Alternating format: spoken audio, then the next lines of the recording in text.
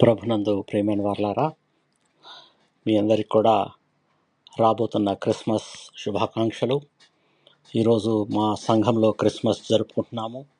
అందుకని నేను మీకు ఈ శుభవార్తని పంచుకుంటున్నాను. లూకాసు వార్త 2వ అధ్యాయం 11వ వచనంలో ఈ విధంగా వ్రాయబడి ఉన్నది. దావీదు పట్టణమందు నేడు రక్షకుడు మీ కొరకు పుట్టి ఉన్నాడు. ఈయన ప్రభు అయిన క్రీస్తు. ప్రభునందు ప్రియమైన వారలారా, ఈ వాక్యం మనల్ని క్రిస్మస్ సందేశం యొక్క మూలానికి తీసుకుని వెళ్తుంది.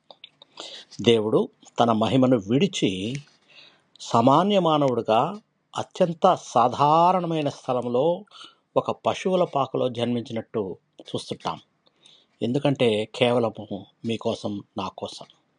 ఈ వాక్యంలో మీ కొరకు అనే పదం దేవుని ప్రేమను అత్యంత స్పష్టంగా ప్రకటిస్తుంది. ఇది మామూలు జనన వార్త కాదు, కానీ ఇది లోకమంతటికీ ఒక రక్షణ వార్త.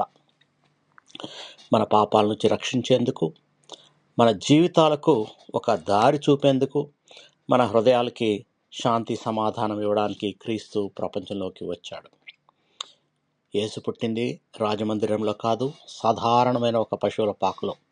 దీని ద్వారా దేవుడు మనకు బయలుపరిచేది ఏంటంటే, ఆయన్ని చేరుకోవడానికి ఎవరూ దూరం కాదు, ఎవరు చిన్నవారు కాదు, ఎవరు అర్హులు కాని వారంటూ లేరు. క్రీస్తు మన రక్షకుడు, మన ఆశ, మన మార్గం. ఆయన ఎక్కడికి వస్తే అక్కడ శాంతి, సమాధానం, వెలుగు ఉంటాయి. ఈరోజు కూడా ఆయన మన జీవితాల్లో పుట్టాలని ఆశిద్దాం. మన హృదయాల్లో చోటు ఇవ్వాలి ఆయనకి. ప్రార్థన చేసుకుందాం. మమ్మల్ని మిక్కిలిగా ప్రేమించిన మా ప్రియ పరలోకపు తండ్రి, దావీదు పట్టణమందు మా కొరకు పుట్టిన రక్షకుడైన యేసు క్రీస్తుని బట్టి మీకు కృతజ్ఞతాస్తుతులు, వందనాలు తెలియజేస్తున్నాం. ఆయన ద్వారా మీరు మాకు దయచేసిన రక్షణను, శాంతిని, ఆనందాన్ని మా జీవితాల్లో మేము అనుభవించేందుకు కృప దయచేయండి. మా హృదయాలను మీ వెలుగుతో నింపి మీ చిత్త ప్రకారంగా నడిచేలా మాకు బలం ఇవ్వండి. ఈరోజు క్రీస్తు ప్రేమ మా కుటుంబాల్లో, మా పనుల్లో, మా మనసుల్లో ప్రత్యక్షమగును గాక. యేసు పరిశుద్ధ నామంలో ప్రార్థించి వేడుకొంచున్నాము తండ్రి, ఆమేన్.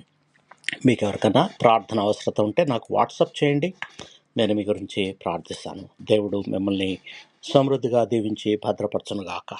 ఆమేన్.